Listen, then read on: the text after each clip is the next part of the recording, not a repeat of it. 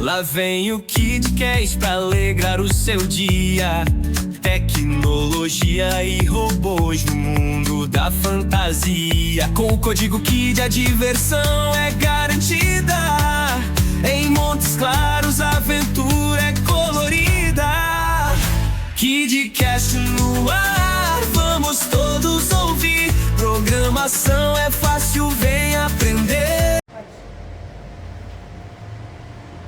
Olá, sejam bem-vindos a mais um podcast da Código KID. Hoje nós estamos aqui com uma convidada muito especial, que é a Glau, que é uma psicopedagoga que trabalha com crianças, do espectro autista.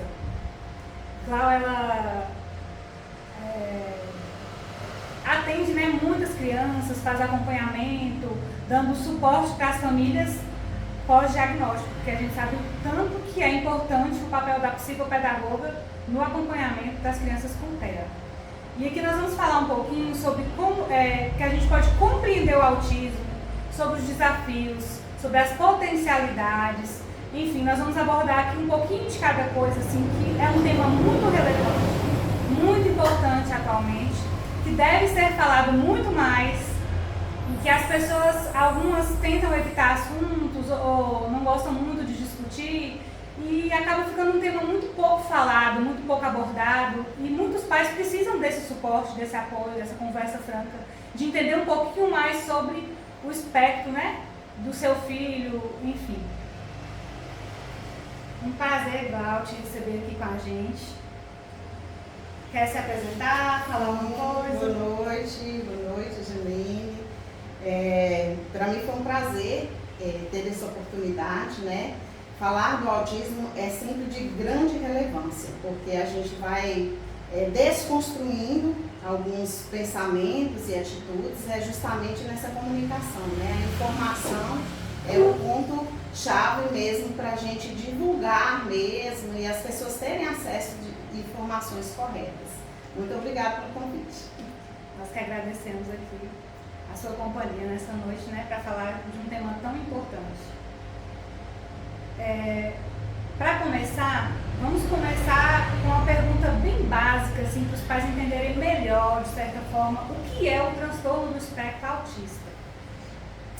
Bem, o transtorno do espectro autista, ele é um transtorno do neurodesenvolvimento que, como a palavra já fala, espectro, ele abrange algumas condições, mas as características principais de pessoas que estão no espectro, ela tem alterações no desenvolvimento e essas alterações geralmente afetam a comunicação, o comportamento, pessoas que têm comportamento repetitivos e também a interação social. Então são os três pontos chaves que principalmente que a partir desse desenvolve outras situações. Mas o que a gente pode definir mesmo uma pessoa que está dentro do espectro autista, ela tem que ter esses prejuízos na comunicação, na interação social e nos comportamentos, muitas vezes repetitivos, muitas vezes com hiperfoco. Então, é esse tipo de comportamento que a gente vai observando que essas pessoas estão dentro desse espectro. E o autismo também, ela vem essas classificações, Hoje a gente tem níveis de pessoas que estão dentro do espectro. Antes da gente falar desses níveis, a gente vai falar que o autismo, a gente tem vários tipos de autismo, Não existe só um tipo. Por isso que hoje, por conta dessa comunicação, do acesso a essas informações, as pessoas já às vezes, muitas vezes comentam: nossa, mas eu conheci um autista, não era desse jeito. Ele nem parece que é autista, Eu escuto isso todos os dias. Bem comum a gente perceber, e assim, agora as pessoas estão compreendendo que esse aspecto é isso, essa abrangência de comportamentos e características que vão variar de pessoa para pessoa, de personalidades. E além disso, nós temos as comorbidades que também determinam as características marcantes desses autistas, né? Um autista que tem um TDAH, ele é um autista com TDAH, o comportamento dele vai ser diferenciado. Um autista que tem superdotação ou altas habilidades, ele também terá um comportamento diferenciado.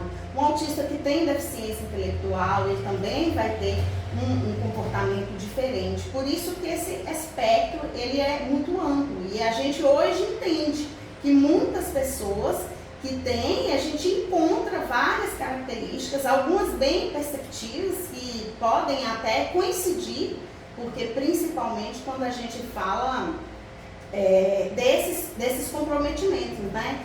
Da fala, da comunicação, da interação social, esses geralmente, independente da característica dele, vai acontecer essas alterações. E aí a gente tem os níveis também de autismo, né?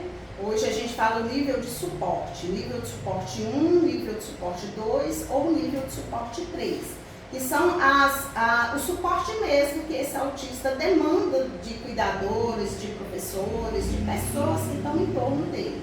Então a definição mais clara e ampla que a gente pode dar no momento é dessa compreensão de que a gente tem vários tipos e as pessoas têm personalidades que atribuem também a essas características, né? Uma dúvida que eu sempre tenho, e até hoje assim, eu não sei exatamente quando algumas pessoas me perguntam. O diagnóstico do meu filho é de TEA, né, com altas habilidades. Aí eles perguntam pra mim, mas ele é superdotado? Não, ele não tem superdotação. Mas qual é a diferença? Aí eu fico meio sem saber assim, exatamente o que responder. Mas me parece que é basicamente no QI, não é isso? Tem essa diferenciação no QI. E quando a gente fala dessa superdotação, ela também é uma área mais abrangente. Então, a pessoa que tem essa superdotação, ela vai ter muita facilidade em várias áreas, né? Diferente, às vezes, desse autista que tem altas habilidades e que o hiperfoco dele contribui para isso, né? Ele já é uma criança que tem mais facilidade de aprendizado. E o hiperfoco é quando a pessoa dedica exclusivamente, quase que exclusivo, né? Porque quando as crianças elas desenvolvem esse hiperfoco, é quase que exclusivo. Tudo na vida dele gira em torno daquele assunto.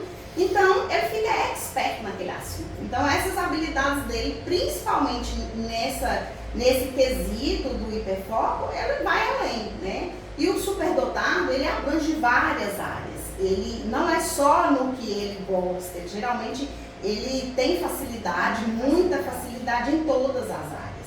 Então essa é uma diferença assim para a gente falar a grosso modo que a gente consegue compreender e diferenciar. Conversando essa época com um neurologista que eu conheço, ele tinha me falado que está tendo muito diagnóstico de crianças autistas com altas habilidades. Sim. Ele falou que de uma época para cá está tendo muito esse diagnóstico e os pais eles não sabem muito bem lidar com essas crianças com altas habilidades. Por quê? Porque o pensamento deles, eu falo com propriedade, né? Porque lá em casa eu tenho um. O pensamento deles é muito rápido. A forma de pensar, de agir, a resposta é na ponta da língua. Então, quando você pensa em responder, ele já sabe o que você vai falar, já está te argumentando de outra forma. Então, eles têm essa necessidade de conhecimento. Lê um livro muito rápido, já quer outro livro, e assim, acaba que às vezes a gente não consegue acompanhar, então os pais começam a ficar um pouquinho desgastados, na escola eles começam a ter um pouquinho de problemas, porque vai ficando muito obsoleto o ensino, a tia ensinando aquilo para um coleguinha meu que ainda não entendeu, mas eu já sei aquilo, já estou cansada daquilo, quero aprender outra coisa nova. Então assim, os pais precisam estudar mais, ler mais sobre isso, porque ajuda muito nessa questão, né, do filho em relação à busca por conhecimento, porque eles são um pouco incansáveis, assim, né? Pelo menos o meu, ele lê muito e ele termina uma revistinha e já quer que tenha outra ali, já preparada para ele ler de novo e nunca para, nunca termina. É importante e tem acontecido mesmo, a gente tem recebido crianças com mais frequências, com altas habilidades. E os questionamentos, é engraçado assim, né? Você falando. Às vezes um pai que tem um autista com deficiência intelectual, com TDAH, com dificuldade de concentrar, que vai o desenvolvimento na escola é mais difícil. Entende? Ele imagina assim, nossa, o que é que um pai de um autista de altas habilidades está reclamando? Né? Tem ainda essa falsa ilusão. Só que eles têm todos os problemas que acompanham, principalmente comportamentais, que é onde às vezes acontece essa confusão. Ah, mas é um menino tão inteligente, por que ele faz isso? Ah, mas ele entende tudo, por que ele faz isso? Porque ele ainda tem um comportamento de autista e a gente tem que ter muito cuidado. Essa criança ela tem que ser muito bem assistida, porque eu costumo falar que uma criança que tem altas habilidades, que tem uma superdotação e o comportamento não está acompanhando aquele desenvolvimento, ele é como se fosse uma Ferrari numa garagem de quem não sabe dirigir. Que a gente não vai conseguir explorar essas altas habilidades, não consegue explorar essa superdotação, e aí ele vai frustrar mais, ele vai ficar mais ocioso, tudo para ele vai ficar mais difícil. Isso acaba prejudicando ele também nas interações sociais, porque se ele não tiver uma boa orientação, ele vai ficar aquele menino que sabe tudo na sala e os colegas começam a afastar porque ele é o sabichão, porque ele é o desinteligente.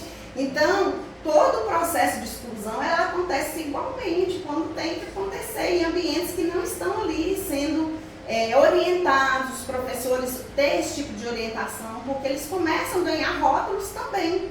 Então isso dificulta muito e a gente precisa estar muito atento a isso, porque muitas famílias às vezes, você tocou aí nas dificuldades, mas muitas também deixam de lado por achar que ele é inteligente e que está tudo certo. Isso. E aí lá na frente vai ter muitos problemas. Eles passam por problemas, porque o meu ele tem uma comunicação muito efetiva comigo, então ele me conta muita coisa. Eles têm um foco de assunto e o foco de assunto dele é mais didático. Ele gosta de falar sobre planetas, sobre dinossauros, sistema solar. Não são assuntos para a idade dele. Ele é um menino de 10 anos, então às vezes os coleguinhas falam, parece que você gosta tanto de falar disso, isso é chato. E ele fica chateado, por quê? Porque para ele aquilo é o máximo. Entendeu? Ele está falando uma coisa que ele estudou e que ele descobriu e que ele achou o máximo. Ontem mesmo na hora do almoço eu estava explicando para a irmãzinha dele, né, colocar comida, e ele ficou olhando e pingando ketchup assim na lasanha. Aí ele foi explicar a diferença de populoso e povoado, dando o exemplo do ketchup no prato de lasanha. Aí as meninas ficaram olhando assim para ele, as meninas têm 6 anos. Então assim, se ele for falar isso com uma criança da idade dele, por exemplo, aquilo não é interessante para a criança. Porque ele vai ficando... Acaba que a criança vai achando que ele é chato, ele só fala dessas coisas. Isso para eles é muito ruim, porque eles vão absorvendo. A criança fala, nossa, mas você é chato. Aí ele chega em casa chateado, não é porque eu sou chata, é porque eu problema de gosto. autoestima, aí é um monte de coisas que vai atribuindo isso. E quando você fala aí, a gente já consegue perceber a alteração da comunicação que não é efetiva. Porque ele não sabe interpretar ainda os sinais de que a pessoa já não quer mais ouvir, que a gente agora tem que mudar de assunto. Isso. Então, está entendendo que mesmo por fato dele ter altas habilidades, ele ainda continua com as características do autista. E que muitas vezes ele é ignorado por isso, porque se fosse um autista, por exemplo, que tivesse algum outro tipo de dificuldade, talvez os colegas teriam mais empatia, sim, talvez a família tenha mais paciência, a escola tenha mais cuidado. E aí, muitas vezes, acontece isso. Mas é só chato. Eles não conseguem entender por que o coleguinha acha chato. Porque para ele é o máximo. Exatamente. Então, essa dificuldade, e isso é muito perigoso. Porque ele vai desenvolvendo, ele vai crescendo em torno disso, isso vai criando várias barreiras para ele, inclusive psicológicas, né? Ele vai ficando com a autoestima muito afetada, e a gente tem que dar um suporte para ele, de orientar, né, os mediadores ali, o professor e outras pessoas que estão em torno, de auxiliando nessa comunicação, para que ela seja efetiva e que ele consiga se realizar falando do que ele gosta, mas também compreendendo os outros, né? Que essa que é a função da comunicação efetiva mesmo, né? É a importância da terapia, né? Porque muitos pais, eu tenho vários pais assim que eu já conversei e falam comigo assim, não, mas não acho que meu filho é autista. Porque para eles o autismo é uma coisa negativa, ainda tem muito tabu em torno, né, do assunto Sim. do autismo. E não é nada disso. Se a criança ela tem o autismo, se ela não tem o diagnóstico, se ela não tem o acompanhamento efetivo, o suporte, né, que a gente fala, ele vai ficar com um prejuízo gigante, tanto emocional quanto na realização pessoal, profissional, enfim. Muitos falam assim, ah não, ele é suporte 1, né? Suporte 1, né? Nem precisa de terapia. Assim, é tranquilo. Esse Esse era o nosso tranquilo. autista leve. Ah, leve, é tranquilo. Porque de leve não tem nada, né, Janine? Escuto muito isso. De Só que leve ninguém não tem sabe nada. os desafios que é em casa. Como que é o emocional dessa criança em casa. Como que é a frustração dessa criança em casa. Quando perde um jogo. Quantas vezes o time perde e ele chora como se o mundo estivesse acabando porque ele não consegue entender. Então, assim, o emocional fica comprometido. Então, precisa sim de suporte. É nível 1? Mas precisa de suporte. Precisa. Gente. Igualmente. Exatamente. Igualmente. A gente determina as características pelas atitudes, pelos prejuízos que tem. Então, se há prejuízo, tem que ter um suporte adequado e tem que ter uma compreensão de todos, né? Porque senão aquele leve ali pode até mudar de nível em função dessa falta de recurso mesmo, de saber utilizar. Eu falo que o papel principalmente do psicopedagogo é dar essa orientação de como que eu utilizo essas minhas habilidades para eu conseguir ter um bom desenvolvimento, ter um bom relacionamento com meus colegas e meus professores. Então essa que é uma das grandes, e é um grande desafio para a gente, porque de saber lidar com uma mente tão brilhante, mas que às vezes está presa em situações ali, que realmente eles não vão dar conta de lidar sozinhos sem esse suporte, né? Exato. Então essas as questões. Esses dias mesmo eu fiz um curso, porque depois que nós recebemos o diagnóstico, eu falo que a família recebe junto, né? Junto. Aí eu comecei a estudar muito sobre isso, fiz um curso com um neurologista de São Paulo, ele dá tipo um curso de 2 dias. E ele bateu muito nessa tecla da falta de suporte do autista nível 1, Sim. por conta de não aceitação da família, ou por conta, não, ele é inteligente, ele não tem nada. E o tanto de crianças, adolescentes e jovens autistas de suporte 1 que entram em depressão. Exatamente. E sofrem muito, muito, muito. São muitas perdas emocionais por conta da falta do suporte, porque ele se acha incompreendido, né? E ele não tem essa compreensão nem dentro da família e nem externa a ela. Principalmente, quer dizer, o que é bem comum de acontecer, esse autista de nível de suporte 1, ele pode ter um diagnóstico tardio, porque ele não manifestou ainda tantas características que foi perceptível. Por exemplo, quando a gente tem um autista de suporte 2 ou 3, o primeiro sinal que ele vai, se a família não conseguiu identificar isso, vai ser na escola que isso vai ser identificado. E aí uma criança que chega lá muito inteligente, às vezes os professores não ficam atentos para as alterações comportamentais, porque muitas vezes a escola está muito interessada no cognitivo dele. Exatamente. Porque é um aluno que não me dá trabalho, é um aluno que tira 10 em tudo, é um aluno que, nossa, é um aluno exemplar, porque a gente está acostumado a lidar com autistas que têm muita dificuldade. Então, quando eu encontro um top, e aí isso vai negligenciando muitas situações que ele passa, e isso vai empurrando. E muitas vezes é na adolescência que começa mais o sofrimento psicológico deles, porque uma fase já é complexa. Para eles ainda é muito difícil. E quando na adolescência já é difícil da gente lidar, que também continua sendo empurrado, na vida adulta esses problemas só vão aumentando, Por isso que é uma atenção muito específica que a gente tem que ter. Igualmente. A gente não consegue aliviar pelo fato dele ser altas habilidades ou com superdotação. Cláudia, vamos falar aqui agora sobre os principais sinais que os pais, professores, cuidadores podem observar nessas crianças. Porque às vezes eles se prendem muito ele não olha no olho, ou ele olha no olho. Mas ele conversa com todo mundo. O meu, por exemplo, no início todo mundo falava assim, nossa, mas ele é autista, mas ele conversa com todo mundo. Mas Então, assim... Nem parece. É a frase que a gente mais escuta. Ele não tem cara de autista, escuta muito parece. isso. Então, assim, quais são os principais sinais que você acha que os professores, os pais, podem começar a observar, assim, para ir em busca, assim, de uma consulta com um especialista, assim, para buscar um diagnóstico? Hoje a gente sabe que a gente já caminhou bastante, né? Eu tenho um filho também dentro do espectro, já com 19 anos, e eu vejo hoje o quanto está mais efetiva essas questões de pediatras que começam lá desde o acompanhamento, né, de meses ali, que o pediatra agora já está mais atento. Os pediatras hoje já orientam as mães a acompanhar pelo cartão de vacina aquele desenvolvimento. Então a gente sabe que hoje, a partir dos primeiros meses, já tem como identificar alguns sinais, né, que podem serem trabalhados, principalmente o olhar, mas dentro de casa é muito difícil talvez para a mãe identificar de fato, mas eu falo assim, os cuidadores, mãe e pai, eles têm que ficar atentos desde sempre. Hoje a gente já sabe da importância desse diagnóstico quanto antes, para as estimulações também serem bastante efetivas para eles.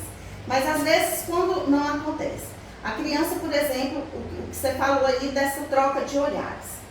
Às vezes a criança tem realmente essa dificuldade e as pessoas apegam muito nesse olhar, porque não fixa o olhar, porque não olha para mim, então eu não olho, então a criança não olha e já começa a ficar assustada. Mas a gente pode ir observando se a criança acompanha outras coisas.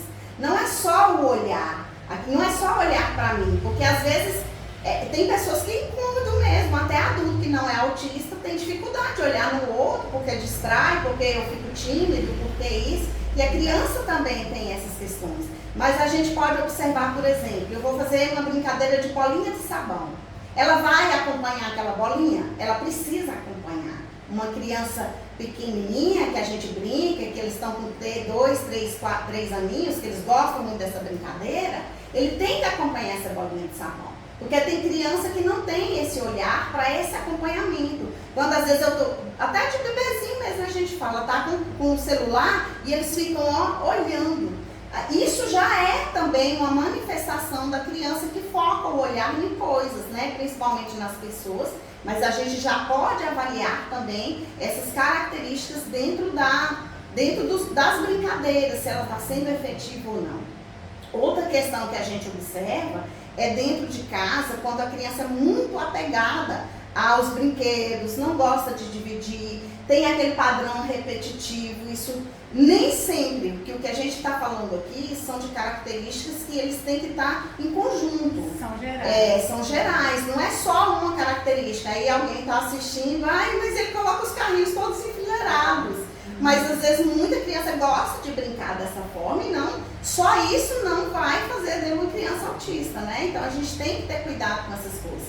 Mas esses padrões repetitivos, essa dificuldade de quebrar uma rotina é uma das características. Uma criança muito chorosa, uma criança que irrita com muita facilidade. A gente sabe que quando a criança ainda não tem esse diagnóstico, é muito difícil a gente diferenciar uma birra de uma crise. Né? Aí é só depois que a gente entra nesse mundo que a gente vai entender mais efetivamente essa diferença. Mas aquela criança que na birra, ela demora demais se regular, demora a acalmar, então todos esses sinais são sinais que eu já tenho que observar, que eu já tenho que falar com o médico, né? Às vezes a criança que chegou na escola já com essas características, que na hora do recreio não brinca com ninguém, fica lá quietinha, uma criança que não gosta de dividir nada, aquela timidez excessiva, que pode ser só uma timidez? Pode ser. Mas mesmo se for uma timidez, essa criança ela já tem que ter um suporte ali, porque independente se é autista ou não, a comunicação ela tem que ser para todos, né? A gente sabe os benefícios dessa comunicação. Então, as principais, esse atraso de fala, que desde pequenininha é um dos sinais mais presentes. A criança com 1 ano, ela já tem que estar manifestando algumas palavrinhas. E além das palavrinhas, a criança ela tem que aprender a jogar beijo, ela tem que dar tchau. Tudo isso faz parte da interação. Então essas coisinhas que a gente faz com eles, que às vezes a gente não tem noção de que acha que é só coisas aleatórias, não, isso é um marco muito importante. O bebê que já consegue dar um tchau, isso é uma maneira de interação, né? Que joga beijo, dá tchau, joga beijo, que a gente ensina isso intuitivamente, né? Às vezes a gente nem sabe, eu, por exemplo, eu não sabia que isso era um marco de desenvolvimento, que eu tinha que prestar atenção nisso. Mas depois que eu tive meu filho autista, eu fui prestando atenção nisso, depois de estudar. E aí essas coisas foram me chamando a atenção de um monte de sinais, porque quando a gente tem o diagnóstico, a gente fica lembrando, realmente ele não fazia isso. A questão do atraso motor, nossa, porque o meu filho mesmo foi uma das questões que mais me chamou a atenção, além do atraso de fala, foi o atraso motor. Ele era uma criança que ele acordava e ele não levantava no berço. Se eu não fosse buscá-lo, ele ficava lá, deitado. E eu achava aquilo muito estranho. Eu falei assim, gente, mas como assim? Ele já está grande, eu nem desci esse berço ainda, porque a gente vai fazendo esse controle de acordo com o desenvolvimento, né? E eu fui tendo essa percepção, não, tem alguma coisa errada, porque era para ele estar levantando, era para ele querer descer desse berço, e ele ainda nem está querendo descer do berço. E isso começou ligando minhas anteninhas, sabe? Mas o meu processo foi muito demorado, porque isso ir para o médico, por exemplo, não tinha muita importância. Mas hoje a gente sabe que isso é um marco. Na escola, principalmente, a criança ela já tem já começa de bebê, da primeira infância ali. Quando chega na escola, isso fica mais gritante, porque é o momento que ele vai socializar de fato, é o momento que ele vai ter mais dificuldade de interagir com as crianças, é aquela criança que tem muita dificuldade na adaptação já no maternal, que muito apego, porque essa fase de adaptação ela é normal, mas tem umas que são exageradas, né? Então tudo isso são sinais que tem que ser observados, sem contar os outros, no caso, se a criança for maior e ainda não tiver isso definido. A questão do atraso de fala, do desenvolvimento cognitivo mesmo, da dificuldade de entender regras, da dificuldade de entender comandos, essa falta de comunicação expressiva, né, de também falar, de também ouvir e entender, tudo isso são sinais que a gente tem que observar e bem observado, né? Então, lá eu falo hoje para os pais de bebês, aquele cartão de vacina ali é a salvação, porque eu consigo olhar agora, mesmo sem conhecimento desses marcos do desenvolvimento, mas eu consigo observar isso e já na consulta do pediatra, eu já comentar, isso aqui está me incomodando, ele não está fazendo isso ainda, né? Para já ir acompanhando essas questões, mesmo se não for um autismo, mas pode ser outras questões que a gente já consegue identificar através desses sinais.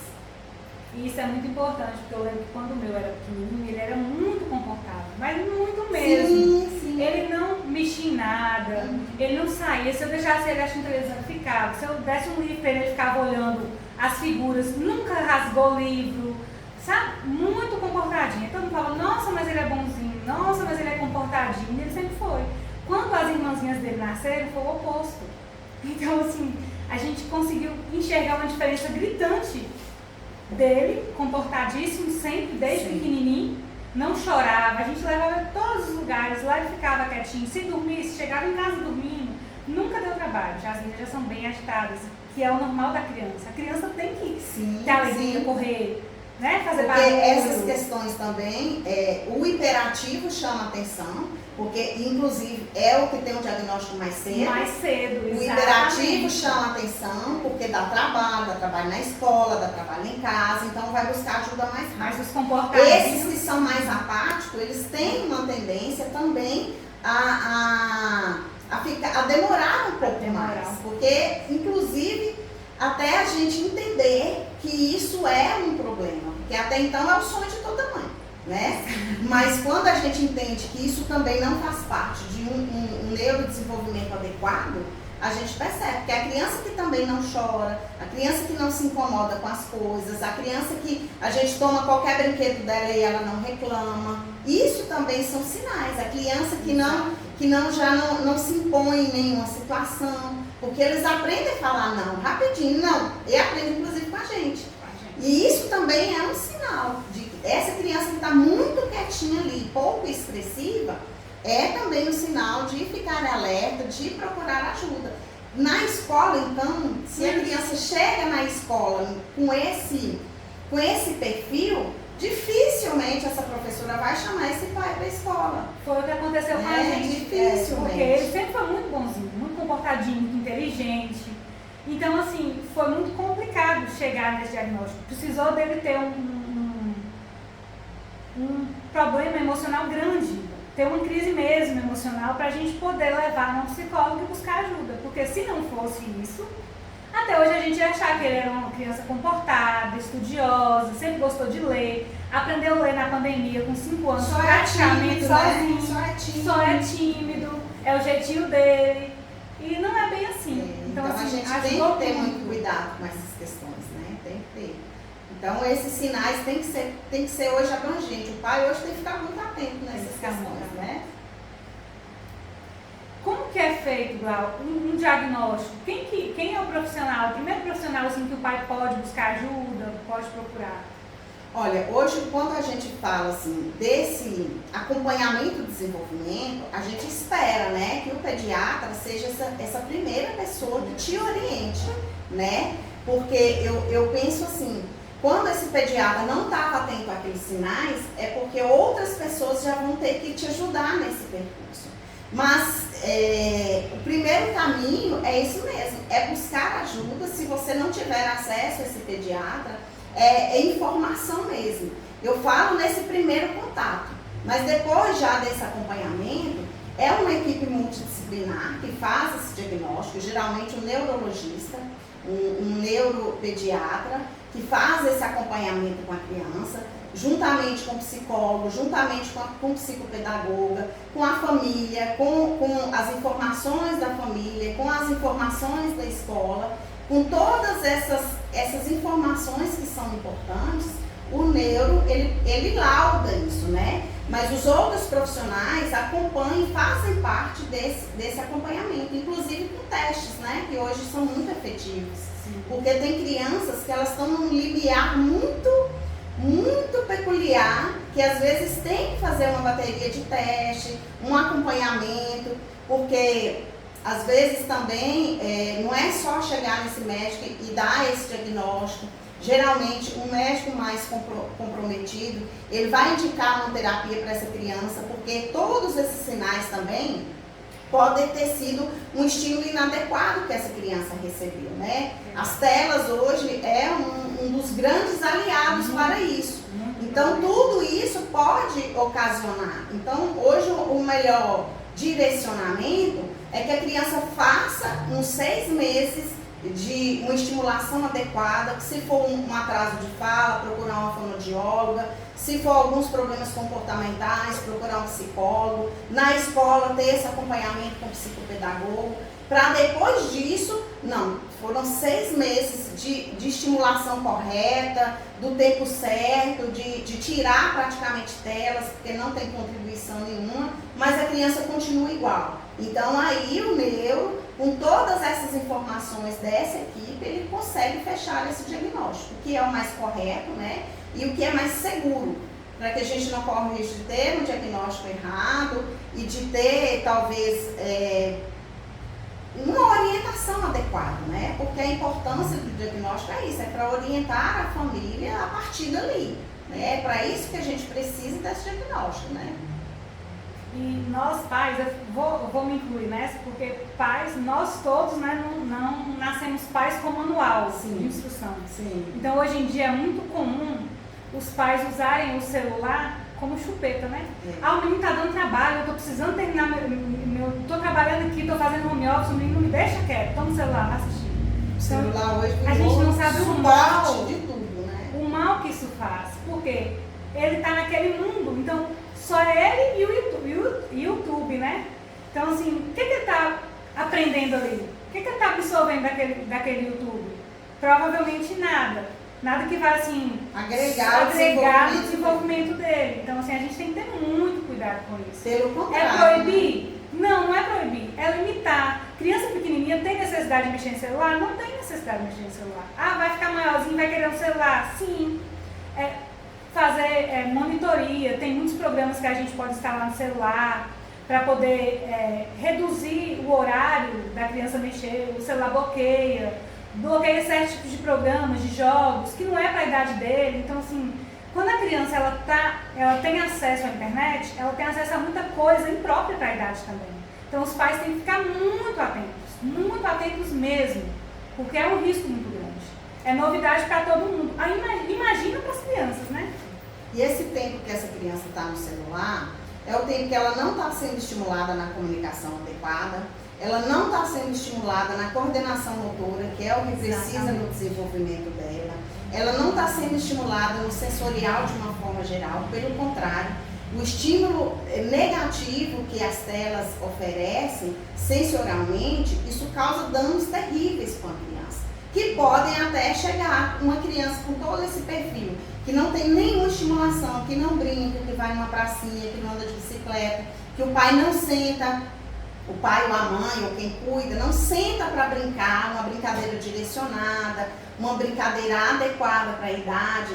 Essa criança, ela fica sem estímulo adequado. E aí, quando chega, às vezes, em algumas situações, por isso que é importante essa avaliação com essa equipe, porque ela pode ser só uma criança que não foi estimulada, porque hoje já acontece. Inclusive, na pandemia, a gente teve, depois, pós-pandemia, muitas crianças que chegaram, tanto no consultório do psicopedagoga, do fono, do psicólogo, com atraso de fala, com atraso de desenvolvimento, e aí acalma. Primeiro acalma, vamos estimular, e muitas, era só na estimulação adequada que saíam daquele quadro, daquele perfil. Mas para a gente entender a importância desse diagnóstico correto, né? Eu sempre falo para os pais, assim, os amigos, as pessoas mais próximas, ao invés de dar o celular para a criança já lê, ou mesmo se não lê, dá um livro, estimula a criatividade. As minhas mesmo, elas não têm leitura ativa ainda, só que como o meu filho lê muito, ele gosta de ler, elas pegam revistinha, elas pegam livros que chegam da idade delas, que a gente assina, né, aqueles livros mensais, e elas folheiam os livros, olham as gravuras e contam as próprias histórias. Então, assim, estimula a imaginação. Então, tem toda uma questão de desenvolvimento mesmo intelectual com a questão do visual do livro. Então, assim, quer dar o celular, quer distrair a criança? Compre um livro, dê mais livros de presente para os filhos. As crianças hoje em dia, elas não são tão estimuladas à leitura. Isso faz muita diferença na vida delas. Verdade. Agora falando um pouquinho sobre os desafios que essas crianças que têm autismo ou que não foram diagnosticados ou que não recebem o suporte adequado, quais são os desafios, as dificuldades que elas enfrentam no dia a dia, as principais? Olha, quando essa criança, mesmo com esse diagnóstico, né, esse desafio ele é para todos, né? Eu primeiro começa esse desafio na família, porque é muito difícil essa criança, até a gente compreender quais são as questões todas, né, que interferem, mas especialmente na escola. Ela tem essas dificuldades de interação, porque a criança busca isso no natural.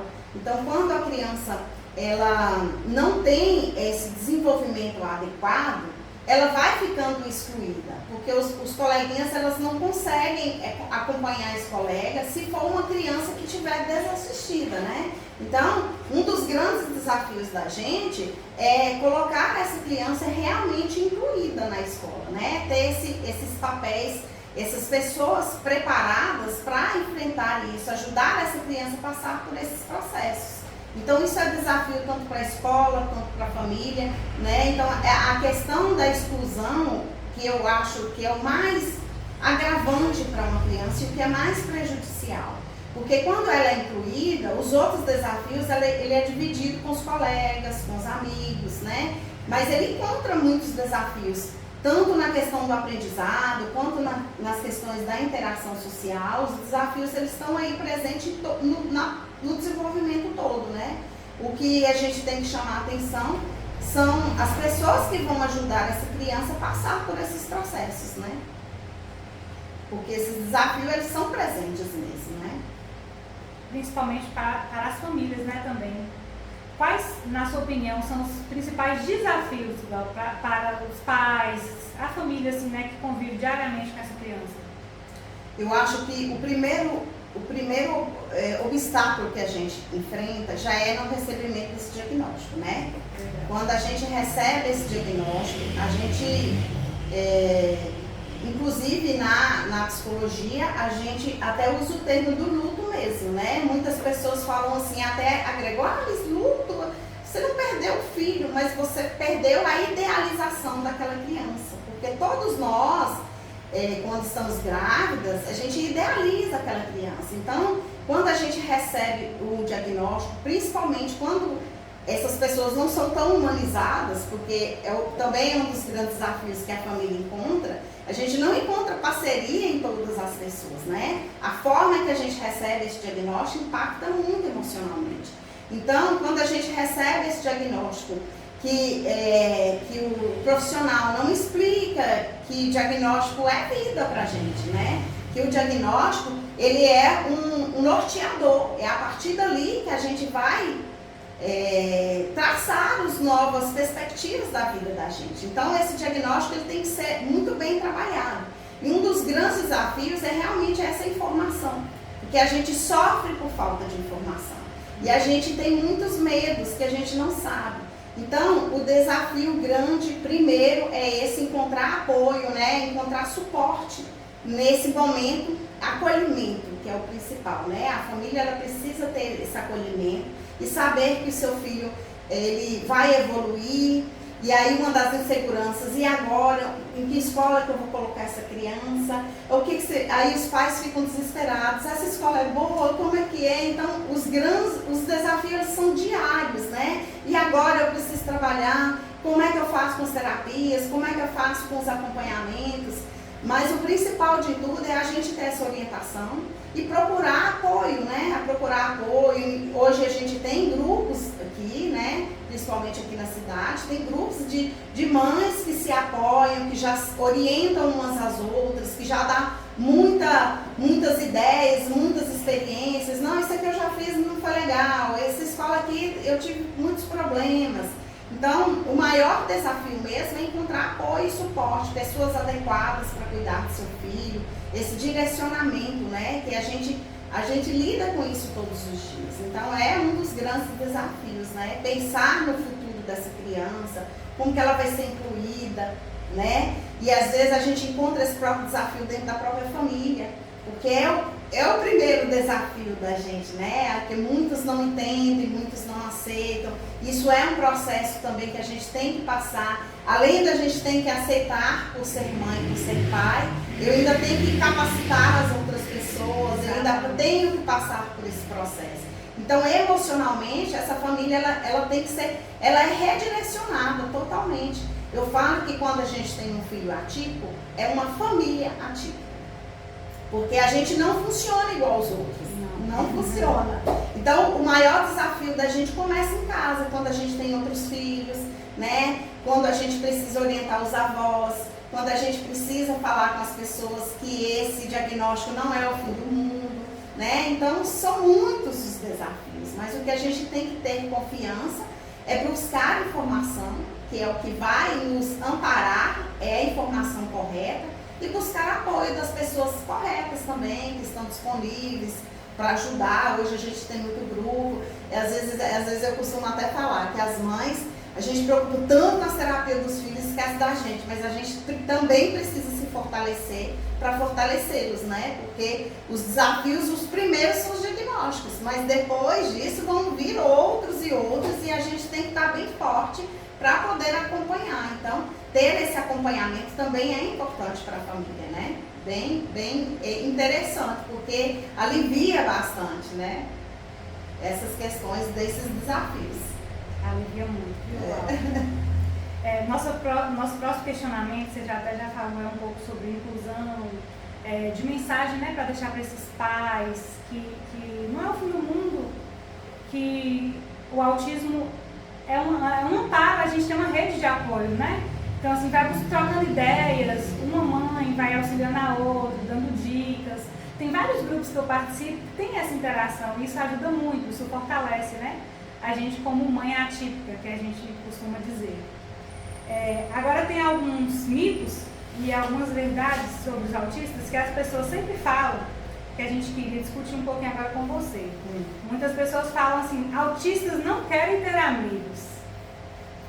Autistas querem ter amigos, autistas precisam de amigos. A diferença é que essa dificuldade, às vezes as pessoas acham mais fácil falar que eles não querem do que trabalhar essas questões. Né? Não, vamos deixar ele mais quietinho, ele não gosta disso, ele não gosta de barulho, ele não gosta que toque nele, ele não gosta nada disso. Ele não gosta de presença, ele não gosta de ficar só. Isso não é verdade. Ele tem dificuldade, ele, inclusive, de iniciar esse processo da interação, que é o mais difícil, porque muitos, a gente só precisa de um empurrãozinho, depois eles conseguem, socializa bem, e outros a gente precisa dar um suporte maior. Mas todo mundo precisa de amigo, ninguém que vive só, né? E é um dos grandes desafios da criança, e aí isso vai percorrendo a adolescência, a vida adulta, é justamente a exclusão. E isso independente do nível. Se a gente hoje fizer uma entrevista com os autistas e perguntar para eles, o que eles mais querem é ter amigos. E eles sofrem muito com isso, né? E assim, como eles têm dificuldade, os colegas têm que contribuir muito com isso, com esse processo, porque tem que ser muito mais a parte dos colegas do que a dele. Mas quando ele sente um ambiente acolhedor, ele vai gostar de ter amigos e ele quer ter amigos. Então, as pessoas param de pensar isso, porque ele gosta de amigos sim. Esse outro aqui já me perguntaram, e eu tenho certeza que muitas mães também já ouviram a respeito. O autismo tem cura? E aí? Já me perguntaram. Não, o autismo não tem cura, porque o autismo não é uma doença. Não é uma doença. O autismo não é uma doença, a gente cura uma doença. E até as doenças existem umas incuráveis. O autismo, ele é um transtorno do neurodesenvolvimento, né? É uma forma diferente de se conectar, de se programar, né? Eu até costumo usar até a analogia dos computadores, eles vêm com as programações diferentes uns dos outros, né? Então, ele não tem cura porque ele não é doença, não tem cura. Outra coisa que falam muito, toda criança autista é superdotada. Na minha visão é mito, né? Também. Tô certa? Certo. E é justamente essa amplitude do espectro, que a gente tem vários tipos de autismo. Tem o autismo que é a superdotação, tem o autista que tem altas habilidades, tem o autista que tem TDAH, tem autista com deficiência intelectual. Então tem autistas de vários aspectos. Então não existe só o autista com superdotação. Existem os outros que têm outras comorbidades também. Essa outra aqui me lembra muito de uma série que fala sobre autismo, que lá em casa todo mundo assistiu, sabe? Assim, até por uma questão pessoal a gente se identifica mais com esses programas também. Que eu não lembro agora o nome, mas eu lembro que ele, na formatura ele fala assim, vocês falam que autista não tem sentimento, mas eu tenho, é a minha forma de sentir. Então isso tocou muito em mim nessa questão, porque realmente as pessoas falam, ele é insensível, ele não tem sentimento, é o que eles mais escutam. E isso não é verdade, né? Não é verdade. Eu costumo até falar que às vezes é uma deficiência nossa também, porque nós não conseguimos ter percepção de que forma que ele sente. Porque a gente às vezes a gente acha que sentir é só abraçar, pegar, beijar, falar eu te amo. Existem várias formas de sentimento e eles são sutis. Eles, da mesma forma que eles nos interpretam de uma forma sutil, a gente também tem que aprender a interpretar. Que o sentimento ele está nas mínimas coisas, sabe? Lá em casa também não tem muito abraço, não tem muito beijo, mas de vez em quando eu sinto um afago, de vez em quando manifesta essa vontade de um abraço. Mas olha a forma dele falar que ele tem sentimento. Ele gosta de toda noite eu embrulhá-lo. Você me embrulha? Você me embrulha? Eu falei assim, mas nesse calor? Aí eu fui começar a perceber, porque na hora de embrulhar, que é a hora que eu beijo, que eu abraço, e que ele fica lá, não quero, mas eu beijo toda vez, e abraço e embrulho. Então olha a forma de querer carinho. Então se quer carinho, tem sentimento sim. E a gente precisa identificar isso neles, né? De que forma que eles manifestam e que forma que a gente vai transmitir também e aceitar esse carinho deles, né? Então, gosta e tem sentimento sim. O meu, por exemplo, também não é muito de abraço, de beijo o tempo todo. Às vezes ele dá um abraço e um beijo, porque vê as irmãs, né, fazendo, e aí ele sente vontade de fazer também. Só que ele tem uma necessidade grande, na hora de dormir, que eu deite com ele, e aí ele fica pegando na minha orelha. Eu sinto que esse é o momento que ele tem para ter o carinho, para ter a troca de carinho. Só que as pessoas não entendem. Aí muitos falam assim para mim, mas ele já tem 10 anos, você tem que deitar com ele para ele dormir? Entendeu? Embrulhar no calor desse. É o momento de mãe e de filho, da troca. E as pessoas não têm essa percepção, não têm esse acolhimento, né? Julgam muito, sem saber o que tem por trás do sentimento, do dia a dia daquela criança, daquela mãe. Então, julguem menos, gente. Procurem ajudar mais, né? Buscar mais informação. Porque cada criança tem o seu jeito, o seu estilo. Tem uns que são mais carinhosos que outros. Até com crianças que não são autistas, funcionam dessa forma. Funciona dessa forma. E a gente tem que ter sensibilidade para identificar a forma desse sentimento. Mas o sentimento existe. Com certeza. Agora a gente vai entrar num tema um pouquinho polêmico. A tecnologia pode ser uma aliada no desenvolvimento de crianças autistas. Mito ou verdade? Verdade.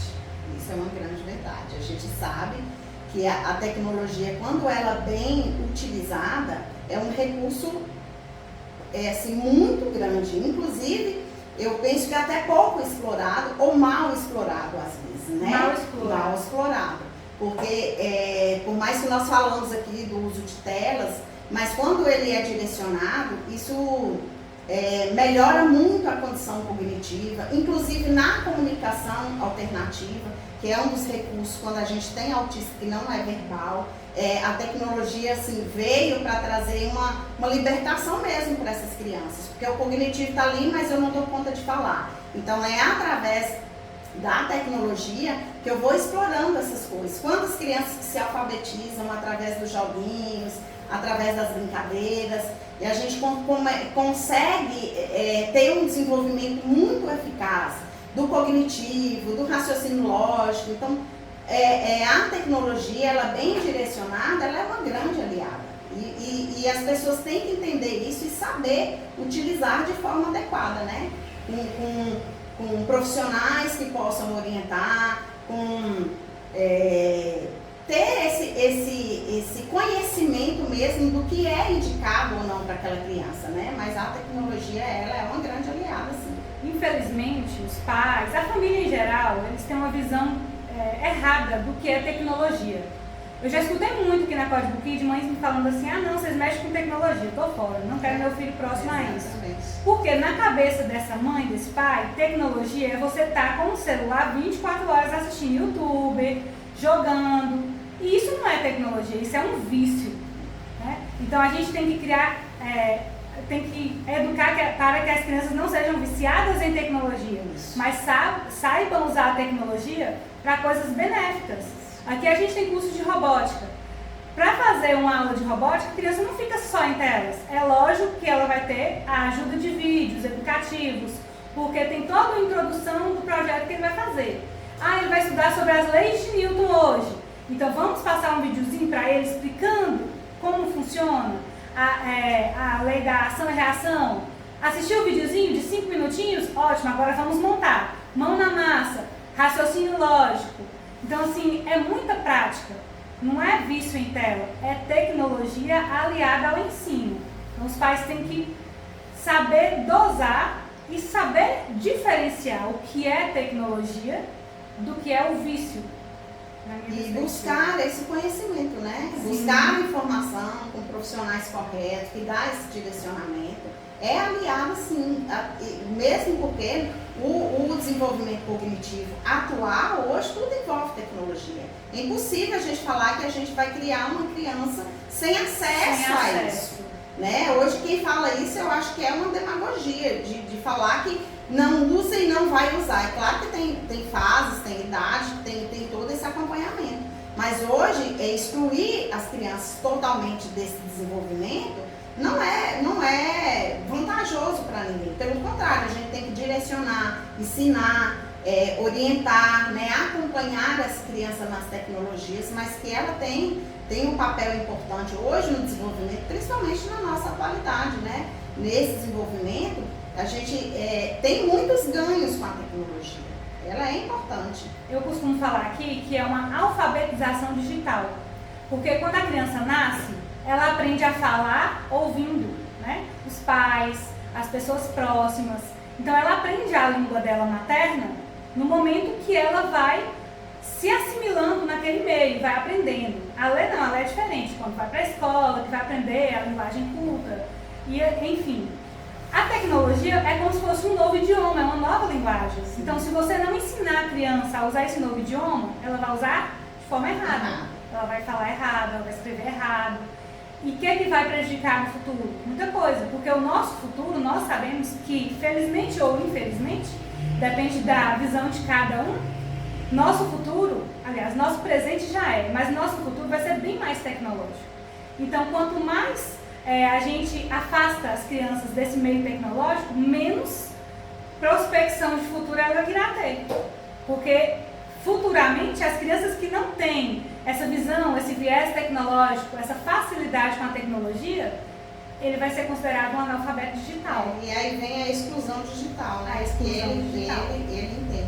E eu acho assim, que o mais perigoso disso é quando a criança é privada, ela usa de forma inadequada. De forma inadequada. Aí isso sim prejudica, né? Porque a gente tem que usar como aliado, porque não existe tirar isso, excluir.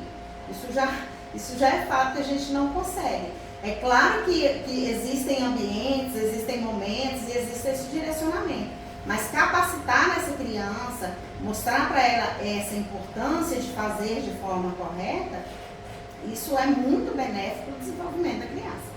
Eu costumo falar muito com exemplos. Aí um dia que a mãe veio me questionar a respeito da tecnologia na Código Kid, eu fui explicar para ela a diferença, ela não entendeu bem, aí eu usei uma analogia com o celular. Falei com ela, minha senhora, a senhora tem celular para se comunicar com as pessoas? Tem família longe? Tenho. Então, você não usa o celular para conversar com os seus familiares?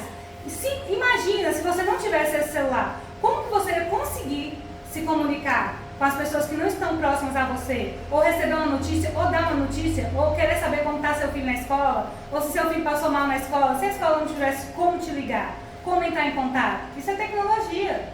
Então, assim, faz parte da vida, faz parte do nosso dia a dia. Então, a gente tem que saber aproveitar, saber ensinar as crianças a usar de forma correta, de forma adequada, né? Isso mesmo. Quer fazer mais alguma contribuição, falar mais alguma coisa para os pais com relação ao autismo? O que você acha assim, que você pode contribuir, pode falar para esses pais que ainda não foram, né, em busca de um diagnóstico, que estão relutantes, tanto que isso pode ser prejudicial para o filho deles lá no futuro? Eu acho que os pais hoje, eles têm a gente tem que ter esse olhar mais atento. Então, olhe de forma diferenciada para o seu filho. E se ficar alguma dúvida, algum receio disso, não tenha medo de buscar no diagnóstico. O diagnóstico é luz, é ele que vai te direcionar. Tem aquele impacto realmente no início, da gente ficar desnorteada, mas depois a gente entende o quanto é importante a gente ter esse diagnóstico para poder nos orientar, porque é muito difícil quando a gente enxerga os problemas e não entende o porquê. E depois desse diagnóstico, busque conhecimento. Eu falo que o pai é o primeiro terapeuta do filho, né? Por mais que a gente tenha todo esse suporte hoje de terapias, de médicos, mas é a gente que convive, então é a gente que tem que aprender, é a gente que tem que ajudá-los, né, nesse processo. Então, o pai caminhando junto, eles são um sucesso. E quando a gente busca informação, busca conhecimento, a gente vai entendendo a grandiosidade de ter um filho com autismo. Porque a gente percebe que eles têm muitas habilidades que a gente pode utilizar de várias formas. Tirar aquele capacitismo de que ele nunca vai conseguir. Então é através da informação, da orientação correta que a gente consegue ampliar o pensamento da gente e consegue incluir, né, as crianças, consegue passar por todos esses desafios, consegue ser luz no caminho dos outros que estão vindo, né? Porque quando a gente passa por esse processo, é tão bom quando a gente escuta assim, nossa, eu fico tão feliz quando eu vejo seu filho assim. Eu falei assim, então não desista do seu, não desista, porque é a gente persistindo que a gente vai conseguir sucesso, que a gente vai conseguir que eles progridam na vida assim como a gente sonhou. Só foi formas diferentes, mas eles conseguem do mesmo jeito. Eu queria deixar só mesmo essa mensagem para que não tenham medo de buscar, e acompanhe, estude seu filho, ame, que as pessoas se permitam conhecer o autismo, porque muitas pessoas elas ignoram porque tem medo de conhecer. Então que abra o coração para conhecer um autista, que vocês vão entender que nada do que a gente está falando aqui é só coisinha de mãe, né? E eu, como mãe profissional, eu falo isso porque eu lido com outros autistas também. A gente vive num mundo assim de todo dia descobertas, de todo dia a gente vibrar com coisas mínimas, mas que eles conseguem, né? E isso é que fortalece a gente nessa caminhada. Uau, nossa conversa foi incrível. Eu me sinto assim, acolhida quando eu falo sobre isso, porque é uma realidade. Então, quando a gente discute sobre a realidade, a gente fala um pouquinho da nossa experiência, a gente pode contribuir também com aquela mãe, com aquele pai que está ali ansioso, tá com medo, sabe, com receio do diagnóstico, achando que é o fim do mundo, e não é. Eu costumo falar que a gente tem muito que aprender com os autistas, muito, mas muito mesmo, porque a pureza assim, que eles têm no coração, poucos podem conviver com pessoas tão puras e tão assim, é sábias. Uma grande responsabilidade, é uma né? grande responsabilidade. Assim, a gente já tem uma responsabilidade com os filhos atípicos, mas com os filhos típicos, mas a gente percebe assim, lidar com essa inocência toda também a gente tem muita responsabilidade com ela, né? Então a gente não tem medo, né? De busquem conhecer, busquem estudar sobre o autismo, que vai ser muito benéfico para você, para sua família, principalmente para o seu filho, para a sua criança, que vai precisar ali daquele suporte, daquele apoio, daquela ajuda, tanto dos psicólogos quanto principalmente da família. Isso mesmo. Muito obrigada por compartilhar com a gente seu conhecimento, Clau. Eu que agradeço, fico muito feliz de ter esses momentos que a gente possa levar um pouco mais de informação para as pessoas, e estou sempre à disposição. O que você precisar. Se você que está aqui assistindo, gostou do conteúdo, conhece alguém que precisa assistir esse podcast, compartilhe com ele, mande o link aí para eles assistirem. Quanto mais pessoas se conscientizarem, muito melhor será a aceitação e o acolhimento dessas crianças. Isso mesmo. Muito obrigada. Boa noite. Obrigada. Boa noite. Olá! Eu tenho algo importante para falar para você sobre o futuro do seu filho. Aprendizado prático e divertido é algo que estimula importantes habilidades, como raciocínio lógico, trabalho em grupo e criatividade. Tudo isso é possível através de cursos como robótica, youtuber, programação, desenvolvimento de games e muitos outros. Que tal agendar uma aula experimental? Venha para Código Kid e descubra como tudo isso acontece.